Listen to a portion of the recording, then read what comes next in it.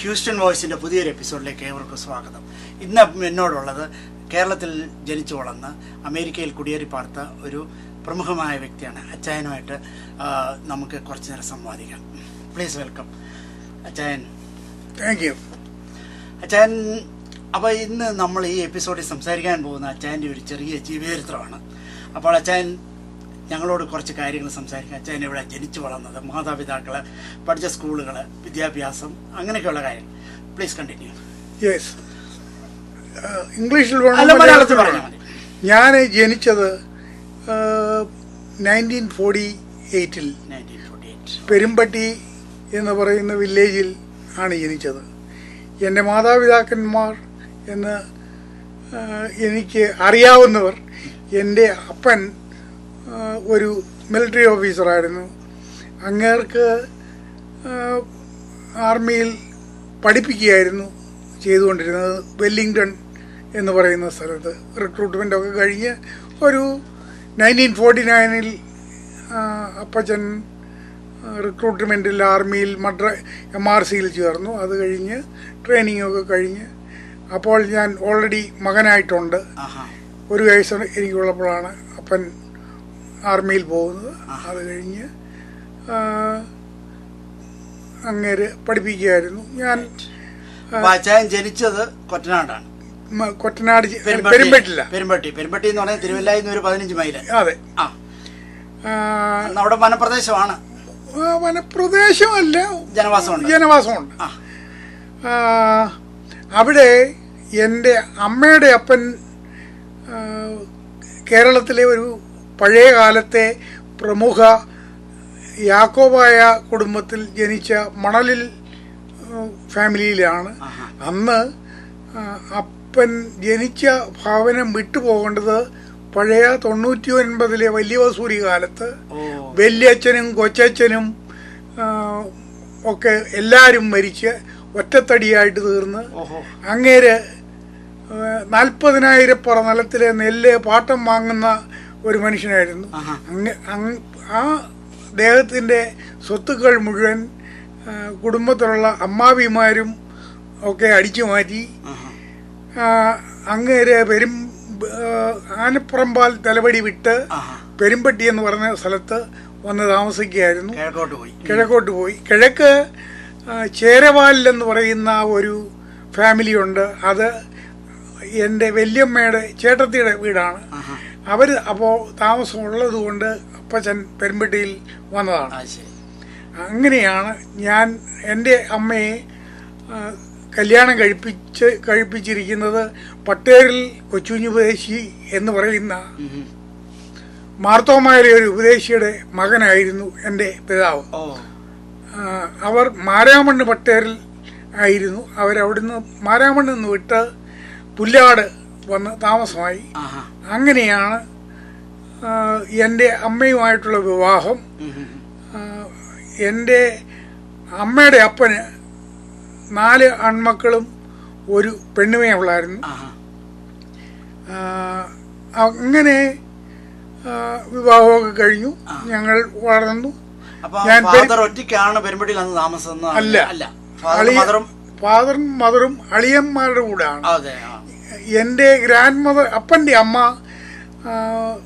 ഉപദേശി 2ാം കെട്ട് കഴിച്ചതാണ്. അപ്പോൾ പുള്ളിക്കാരത്തെയും വലിയ തൻ്റെ ഇടമുള്ള വലിയകാലായിൽ കീവറിച്ചൻ എന്ന് പറയുന്ന പണ്ട് ബ്രിട്ടീഷുകാരുടെ വൈസ്രോയി സ്ഥാനം വാങ്ങിച്ച ഒരു മനുഷ്യനാണ്. അങ്ങേരുടെ മകനായിട്ടാണ് ഞാൻ പറഞ്ഞത്. അപ്പോൾ വല്യമ്മ എൻ്റെ അമ്മയെ കൂടെ നിർത്തുകയില്ലായിരുന്നു. അങ്ങനെയുള്ള പ്രശ്നം ഉണ്ടായിരുന്നത് കൊണ്ട് ഞങ്ങൾ പെരുമ്പട്ടിയിൽ പോരുകയായിരുന്നു. പുല്ലാട്ട് നിന്ന്. അതാണ് പട്ടേൽ കുടുംബം എന്ന് പറയുന്നത്. പഴയ കാലത്ത് കെട്ടുവള്ളം, ഞങ്ങൾക്ക് കെട്ടുവള്ളം ഉണ്ടായിരുന്നു. ഉപദേശി എന്ന പട്ടേൽ കൊച്ചുഞ്ഞ് ഉപദേശി കെട്ടുവള്ളം ഊന്നി കൊണ്ടുവരുന്ന കാശും കൊണ്ട് സുവിശേഷ വേല ചെയ്ത ഒരു മനുഷ്യനായിരുന്നു. ആ കുടുംബത്തിൽ 2 ഉപദേശിമാരുണ്ട് മരുമക്കളായിട്ട്.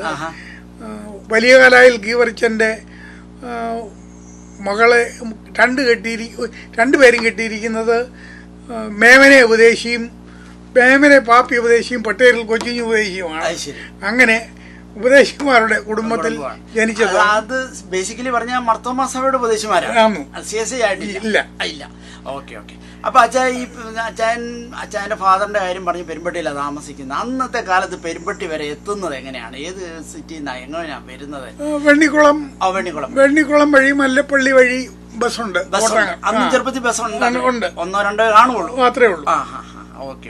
അപ്പൊ സഞ്ചാരയോഗ്യമായ റോഡുണ്ട്. കോട്ടയം ചാലപ്പള്ളി മല്ലപ്പള്ളി ബസ്സുണ്ട്, തിരുവല്ല ബസ്സുണ്ട്, റാന്നിക്കൊക്കെ ബസ്, കോട്ടങ്ങൽ തിരുവല്ല ചങ്ങനാശ്ശേരിക്കും ബസ്സുണ്ട് അല്ലേ? കോട്ടങ്ങൽ അറിയാം, കേട്ടിട്ടുണ്ട്. ഓക്കെ. അപ്പൊ അച്ചായൻ ചെറുപ്പത്തില് പെരുമ്പട്ടിയുടെ ഓരോ ഓർമ്മ പറഞ്ഞു കഴിഞ്ഞാൽ ഒരു ചെറിയ കവലയല്ലേ ഉള്ളൂ, ഒരു പെട്ടിക്കടയൊക്കെ അല്ലേ ഉള്ളൂ അന്ന്? പെട്ടിക്കടകളും കവലകൾ, ചെറിയ പാലമൊക്കെ ഉണ്ട്, കരിങ്കാടോ ഉണ്ട്. അന്ന് നടന്നല്ലേ എല്ലാം? നടന്നാണ് യാത്ര. അന്ന് പഴയ കാലം പറഞ്ഞു കഴിഞ്ഞാൽ കോണകം എടുത്ത് നടക്കുന്ന കാലമണ്ടാണ്. കോണകവും മുണ്ടും, അതായത് തോർത്തും കൊടുക്കുന്ന കാലം. കൈലിയില്ല, അതാണ് കൊച്ചിയിലത്തെ കാലം. അത് മാറി വന്നു കഴിഞ്ഞ് പിന്നെയാണ് അന്നൊക്കെ ദൈവകൃപ കൊണ്ട് നിക്കറും ഉടുപ്പും ഇട്ട് ജീവിക്കുന്ന ഒരു കാലമായിരുന്നു. ഇല്ല, എന്റെ ഫോട്ടോ കൊച്ചിലെയുള്ള ഫോട്ടോകളൊക്കെ ഉണ്ട്. സുന്ദരക്കൂട്ട ഉടുപ്പൻ, കാരണം പട്ടാളത്തിന്റെ മകനല്ലേ. മദ്രാസിലൊക്കെ പോകുന്ന. അതെ. ഓക്കെ. അപ്പൊ അച്ചായനാണോ വീട്ടിലെ മൂത്തത്? അതോ വീട്ടിലെ എന്റെ കുടുംബത്തിലെ മൂത്ത ആള് ഞാനാണ്. ഞങ്ങള് അന്ന് 2 പേരുണ്ടായിരുന്നു. 1958 ഒരാള് മരിച്ചുപോയി. ബേബി കുഞ്ഞെന്നാണ് അവന്റെ പേര്. എത്ര വയസ്സുണ്ടായിരുന്നു? അവന് 8 വയസ്സുണ്ടായിരുന്നു. അസുഖമായിരുന്നോ? അല്ല, അസുഖമാണോ എന്ന് ചോദിച്ചാൽ ഡോക്ടേഴ്സിനൊന്നും കണ്ടുപിടിച്ചില്ല. സായിപ്പിന്റെ ഹോസ്പിറ്റലിൽ കൊണ്ടുപോകുന്ന വഴിക്ക് മരിച്ചുപോയി. അവന്റെ പേര് ബേബി കുഞ്ഞെന്നായിരുന്നു. ബേബി കുഞ്ഞ് മരിച്ചു കഴിഞ്ഞ് ഞാൻ ഒറ്റത്തടിയായിട്ട് 1959 വരെ ഉണ്ടായിരുന്നു. അന്ന് എൻ്റെ ഇളയവൻ ജനിക്കുന്നത് നീലഗിരിയിലാണ്, വെല്ലിംഗ്ടൺ തമിഴ്നാട്ടിലാണ് ജനിക്കുന്നത്. അങ്ങനെ ഞങ്ങൾ 2 പേരാണ്. ഞാനും പെരുമ്പട്ടിൽ മാർത്തോമാക്കാരുടെ ഒരു LP സ്കൂളുണ്ട്, അവിടെ പഠിച്ചു. അത് കഴിഞ്ഞ് മിഡിൽ സ്കൂള് മാർത്തോമാക്കാരുടെ തന്നെ അത്യാൽ മാർത്തോമാ സ്കൂളിൽ പഠിച്ചു. അവിടെ അത്യാൽ CSI പള്ളിയുണ്ട്. അമ്മ വീട്ടുകാര് CSIയിലായതുകൊണ്ട് മാർത്തോമായിലെ എന്തോന്ന് നിന്നുപോയി പെരുമ്പട്ടി CSI പള്ളിയുണ്ട്. അത് കൊറ്റനാടിന്റെ അണ്ടറിലുള്ള ഒരു പഞ്ചായത്ത് അല്ലേ? അതോ അല്ല, പെരുമ്പട്ടിയാണ് പഞ്ചായത്ത്. കൊറ്റനാട് പഞ്ചായത്താണ്. പക്ഷെങ്കിൽ എഴുമറ്റൂർ പകുതിയിൽ കൊറ്റനാട് അന്നത്തെ ചരിത്രങ്ങളൊന്നും അങ്ങനെയാണ്. അപ്പം അത്യാൽ വളർന്നു. കോട്ടാങ്കാൽ സെന്റ് ജോർജ് ഹൈസ്കൂളിൽ കുറച്ച് വർഷം പഠിച്ചു. അതിനുശേഷം അച്ഛൻ അവിടുത്തെ ഒരു ഹെഡ് മാസ്റ്റർ ഉണ്ടായിരുന്നു. എൻ്റെ അപ്പൻ പട്ടാളത്തിലാണോ എന്ന് അറിയാൻ പ്രൂഫ് കൊണ്ടുവരാൻ ചോദിച്ചു. അതിൻ്റെ പേരിൽ ചില പ്രശ്നങ്ങളുണ്ടായി. ഞാൻ ആ സ്കൂൾ വിട്ട് ചാലാപ്പള്ളി. അദ്ദേഹത്തിന് അറിയേണ്ടത് അദ്ദേഹം ഇപ്പം സ്റ്റൈഫൻ ഉണ്ടല്ലോ. അല്ലല്ല, എല്ലാ പട്ടാളക്കാരുടെ മക്കൾക്കും അലവൻസ് ഉണ്ട്. പുസ്തകവും ബുക്കും ഒക്കെ അന്ന് ഗവൺമെന്റിൽ നിന്ന് തരും, ഫ്രീ കിട്ടും. അപ്പോൾ അതിന് പേപ്പർ ഇവിടുന്ന് കിട്ടണം. അത് തരാൻ കത്തനാർക്ക് ഒരു ബുദ്ധിമുട്ടുണ്ടായതുകൊണ്ട് ആ സ്കൂൾ വിട്ട് ചാലാപ്പള്ളി NSSന്റെ ഒരു സ്കൂളിൽ വന്ന് ഹൈസ്കൂളിൽ 2 വർഷം പഠിക്കേണ്ടി വന്നു. അവർക്ക് ഇപ്പറേ തടിയൂരും NSS ഹൈസ്കൂളുണ്ട് അല്ലേ? ചാലാപ്പള്ളിയും NSS ഹൈസ്കൂളുണ്ട്. ശരി, അത്രയും ഉണ്ട് അവിടെ. ഉണ്ട്. ഓ ശരി. അടുത്ത ക്ഷേത്രം എവിടെയായിട്ടാണ്? പെരുമ്പട്ടി ക്ഷേത്രമുണ്ട്. ഓ പെരുമ്പട്ടി ക്ഷേത്രമുണ്ട്. ഓ ശരി.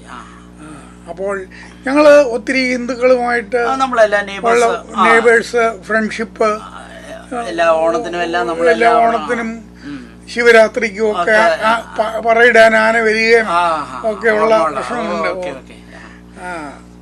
പിന്നെ ഞങ്ങള് ഫാമിലിയായിട്ട് അന്ന് പെരുമ്പട്ടില് കച്ചവടമുള്ള കൂട്ടത്തിലാണ്. എന്ത് കിട്ടിയാലും വാങ്ങും, എന്തും അങ്ങോട്ട് കൊടുക്കുന്ന കച്ചവടമായിരുന്നു. അപ്പോൾ മറ്റ് അമ്മാച്ചന്മാരും അപ്പനും ഉദ്യോഗസ്ഥന്മാരായിട്ട് 1956 ഇതൊക്കെ എല്ലാവരും ഉദ്യോഗസ്ഥന്മാരാണ്. എല്ലാവരും പാൻറ്റും ഷർട്ട് വിട്ട് നടക്കുന്ന ഒരു, ശരിക്കും പറഞ്ഞാൽ അച്ഛൻ അത്രയും ഒരു ആവറേജ് ദാരിദ്ര്യമുള്ള വീട്ടിലെ ഒന്നും അല്ല. കാരണം ആ കാലത്തെല്ലാം ഒരുവിധപ്പെട്ട വീടുകളെല്ലാം ഇടത്തരം കുടുംബങ്ങളാണ്. ഇടത്തരം കൂടുതലല്ല. അവിടെ പെരുമ്പട്ടിലുള്ള മിക്കവാറും ആൾക്കാരൊക്കെ പ്രയാസമാണ്. വീടുകളിൽ ജോലി ചെയ്ത് ഒത്തിരി ആൾക്കാരെ എനിക്കറിയാം. പക്ഷെങ്കിൽ അത് പറയുന്നത് മോശമാണ്. അതെ.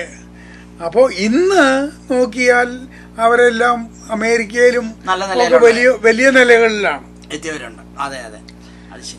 അപ്പൊ അച്ചായനായിരുന്നു വീട്ടിലെ മൂത്ത മോൻ. അപ്പൊ യാത്രകൾ മദ്രാസിനൊക്കെ ഉള്ള സാഹചര്യം അച്ചായൻ ഒത്തിട്ടുണ്ട്. കേരളത്തിന് പുറത്ത് ഇപ്പൊ ഒത്തിട്ടുണ്ട്. മഹാത്മാ പണ്ഡിറ്റ് ജവഹർലാൽ നെഹ്റുവിനെ പെരുമ്പട്ടി വെച്ച് കണ്ടിട്ടുണ്ട്. ജവഹർലാൽ നെഹ്റു പെരുമ്പട്ടി വന്നിട്ടുണ്ട്. എന്തിനാ, ഏത് ആവശ്യത്തിന്? അല്ല, വിസിറ്റിന് വന്ന ആ സമയത്തായിരിക്കും വന്നത്. പെരുമ്പട്ടി വഴി ചുങ്കപ്പാറയ്ക്ക് കോട്ടാങ്കലിന് പോയ കാലത്ത് കഥയല്ലേ ഞാൻ കണ്ടിട്ടുണ്ട് പേഴ്സണല്. പി ജെ വർഗീസ് എന്നായിരുന്നു അങ്ങേരുടെ സെക്രട്ടറിയുടെ പേര്. പി ജെ വർഗീസും അപ്പം എൻ്റെ പേരും തെളിവാണ്ട് ഞാൻ എപ്പോഴും പറയുന്നത് പി ജെ വർഗീസ് പോകുന്നത്. അത് കഴിഞ്ഞ് ഡോക്ടർ രാധാകൃഷ്ണനെ കാണുന്നത് ഊട്ടിയിൽ വെച്ചാണ്.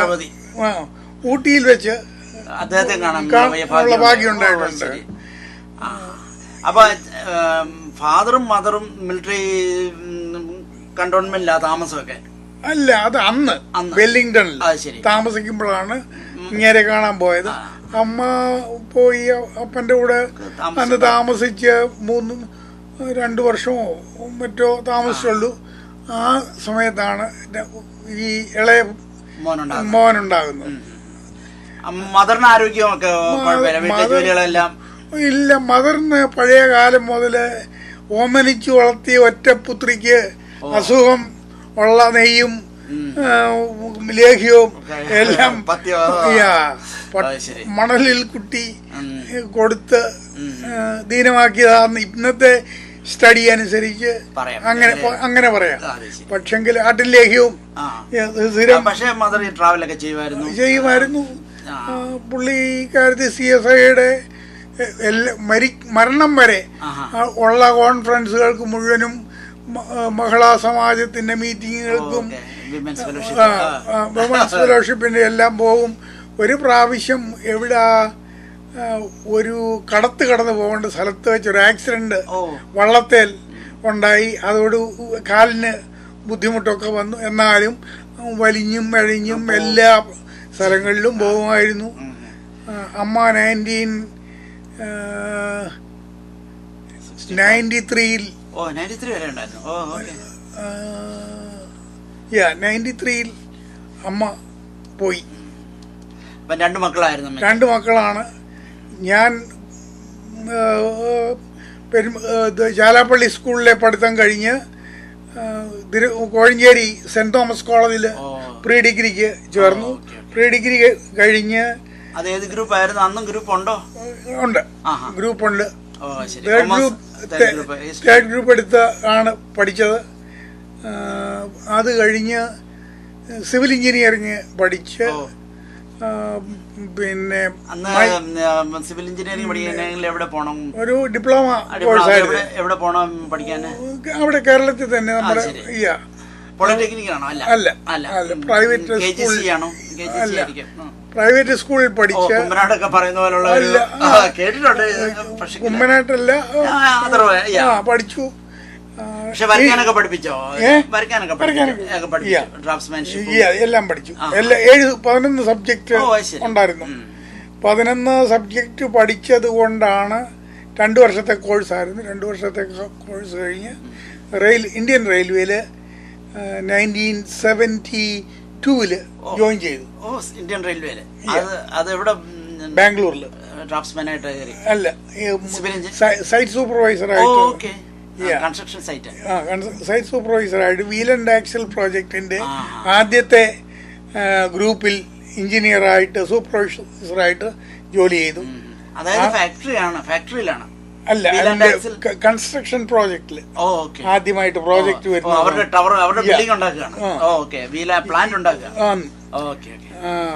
അപ്പം അവിടെ ജോലി ചെയ്തിട്ടുണ്ട്. അതിനു മുമ്പ് ഒരു കൺസ്ട്രക്ഷൻ കമ്പനിയിൽ അവിടെ ജോലി ചെയ്തു. അത് ഒരു ഇറിഗേഷൻ പ്രോജക്റ്റായിരുന്നു. പ്രോജക്റ്റില് ആനക്കര എന്ന് പറയുന്ന സ്ഥലത്ത് അവിടെ ഒരു യശുവപ്പ എന്ന് പറയുന്ന മുഖ്യമന്ത്രി ഉണ്ടായിരുന്നു. അങ്ങേരുടെ മകളെ കെട്ടിച്ചിരിക്കുന്ന വീട് അവിടെയാണ്. ആ വീട്ടിലാണ് താമസം.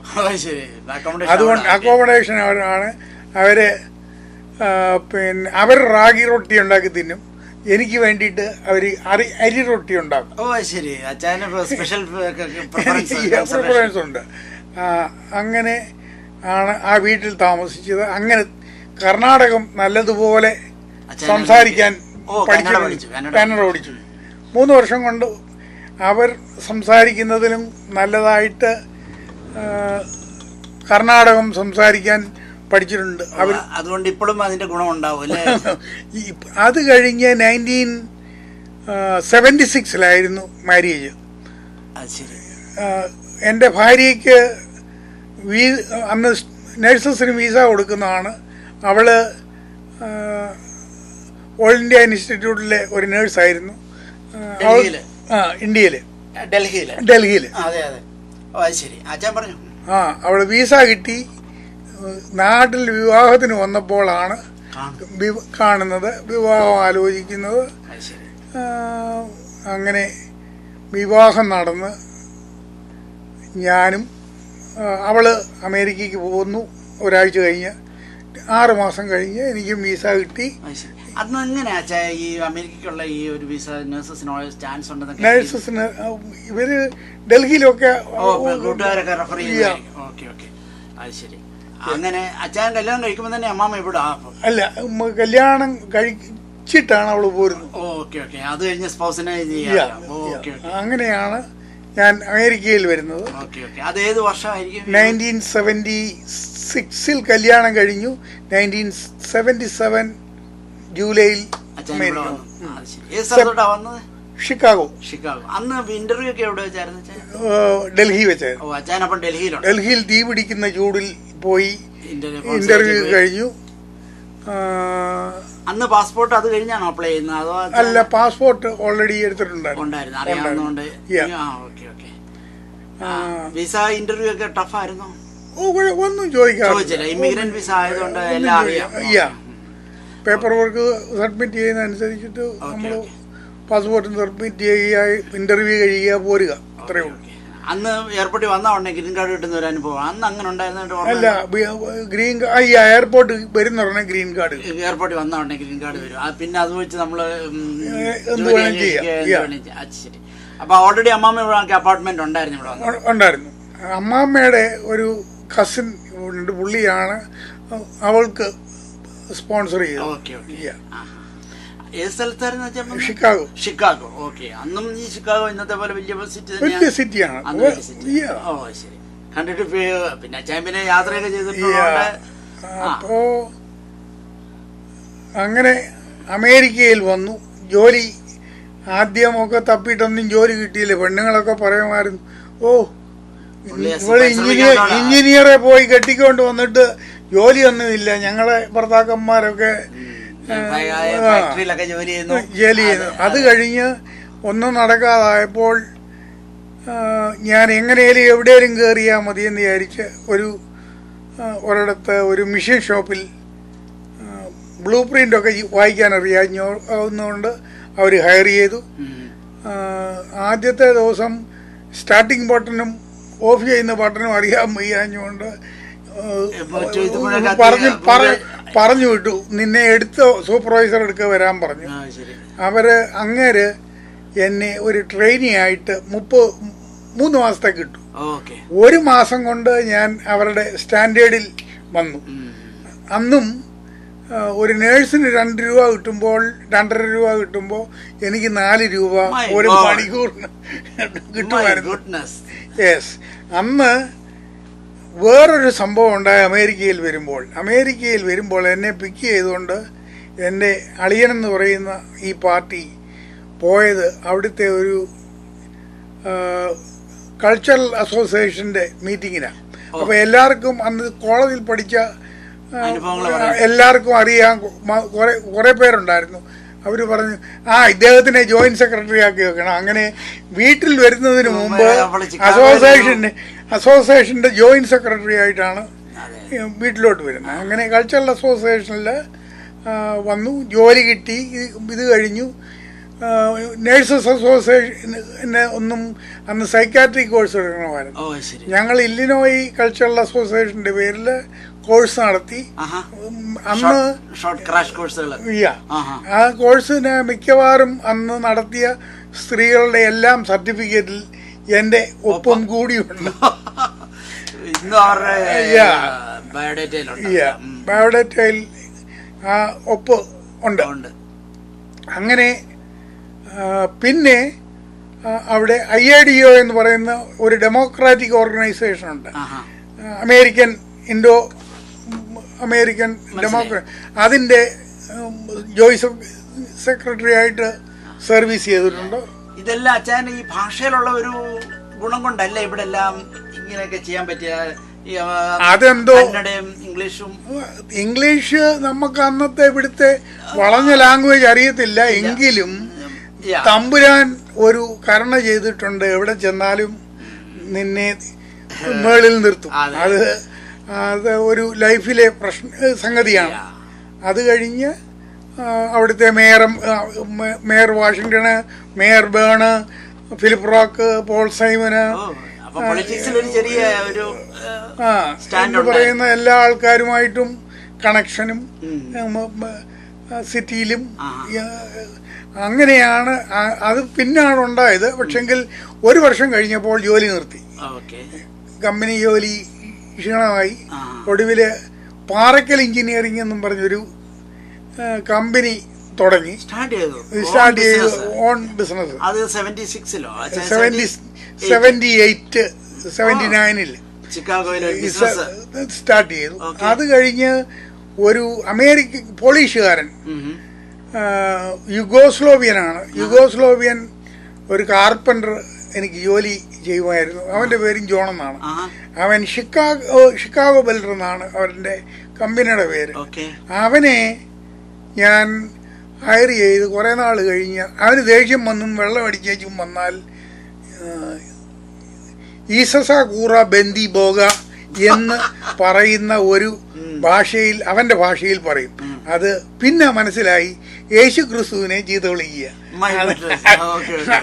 അവനെ പറഞ്ഞു വിടാനുള്ള പരിപാടികൾ 2-3 പ്രാവശ്യം നോക്കിയിട്ട് നടക്കുകയില്ല.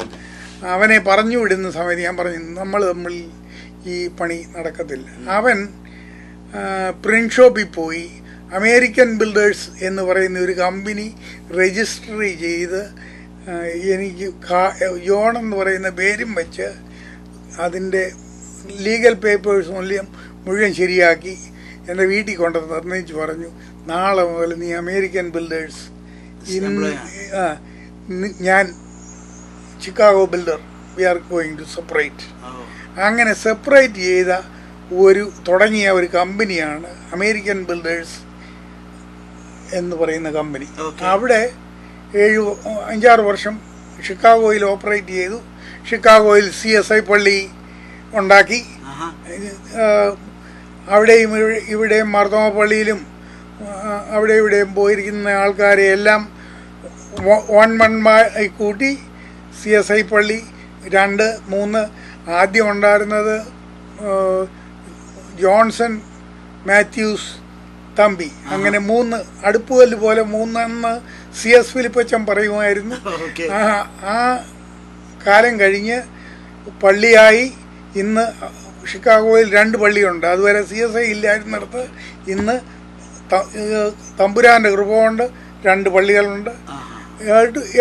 8 വർഷം 85-ൽ തമ്പുരാൻ പറഞ്ഞു, നീ ഇനിയും ഇവിടെ വേണ്ട. ഷിക്കാഗോയിൽ നിന്ന് ഞങ്ങൾ മൂവ് ചെയ്ത് വീട് പണിയാൻ വേണ്ടിയിട്ടാണ് ഡാളസിലോട്ട് മൂവ് ചെയ്യുന്നത്. അവിടെ വന്ന് കഴിഞ്ഞ പാർട്ട്ണർഷിപ്പിൽ എടുത്ത ഒരു കൺസ്ട്രക്ഷൻ കമ്പനി ഉണ്ടായിരുന്നു. അത് പാർട്ട്ണർഷിപ്പ് പിരിഞ്ഞു പോയി. അവർക്കൊന്നും കാശില്ലായിരുന്നു. എന്നെ പറ്റിക്കായിരുന്നു.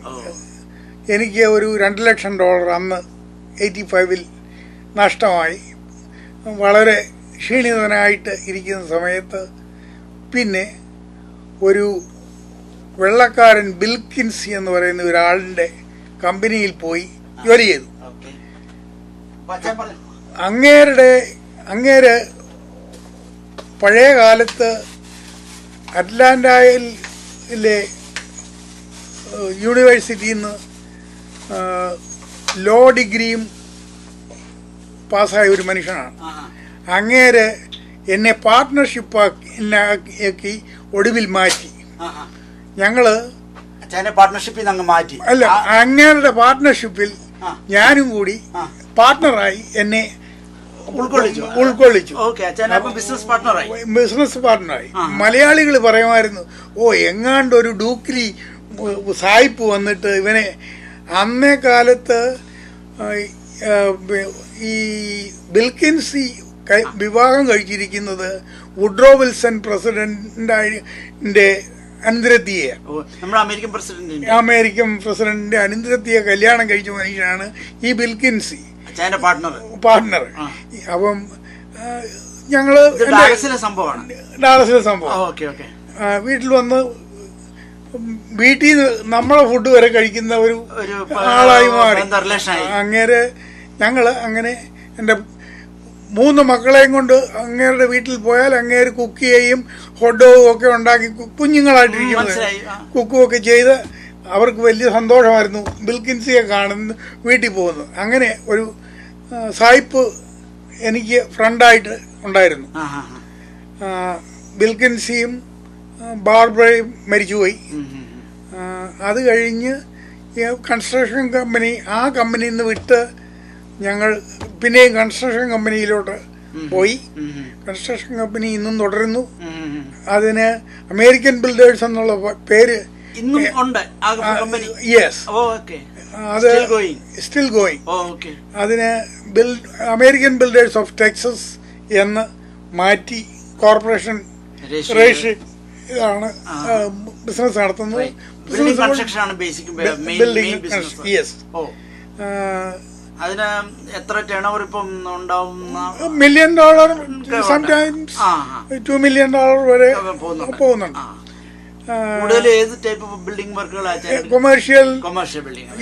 വലിയ കൺസ്ട്രക്ഷൻ നടത്തിയിരിക്കുന്നത് MGM ഓഡിറ്റോറിയം, ഒരു യാക്കോക്കാരുടെ ഓഡിറ്റോറിയം ഗാർലൻഡിലുണ്ട്. അതാണ് പണിതിട്ടുള്ളതിൽ ഏറ്റവും വലിയ 14,000 സ്ക്വയർ ഫീറ്റ് ബിൽഡിംഗ് ആണ്. ഇതിലെല്ലാം സ്പാനിഷുകാരാണോ കൂടുതലും? സ്പാനിഷുകാരും വെള്ളക്കാരും ബ്ലാക്ക് അമേരിക്കൻസും ഉണ്ട്.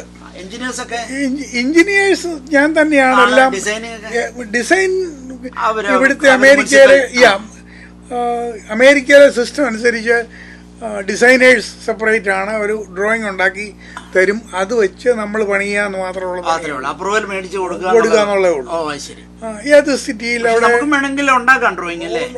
ഇല്ല, ഇവിടെ ലൈസൻസ് ഇല്ല. ഇവിടെ ലൈസൻസ് അപ്പൊ എല്ലാത്തിനും ലൈസൻസ് വേണം. കൺസ്ട്രക്ഷൻ കമ്പനി നടത്തണമെങ്കിൽ ലൈസൻസ് വേണം. അപ്പൊ ഈ സർവേ ഒക്കെ ചെയ്യുന്നതൊക്കെ ആരായിരിക്കും? അതിനു വേണ്ടി ആ പ്ലോട്ടിലൊക്കെ അതിന്റെ സർവേ വേറെ കമ്പനി. സൂപ്പർവിഷൻ ഞാൻ തന്നെയാണ്. ഞാൻ തന്നെയാണ് പേപ്പർ വർക്ക് ഹാൻഡിൽ ചെയ്യുന്നത്. മറ്റ് കാര്യങ്ങളെല്ലാം ഞാൻ തന്നെയാണ് ചെയ്യുന്നത്. അപ്പൊ ഇലക്ട്രിക്കലും കോൺട്രാക്ട് വർക്കും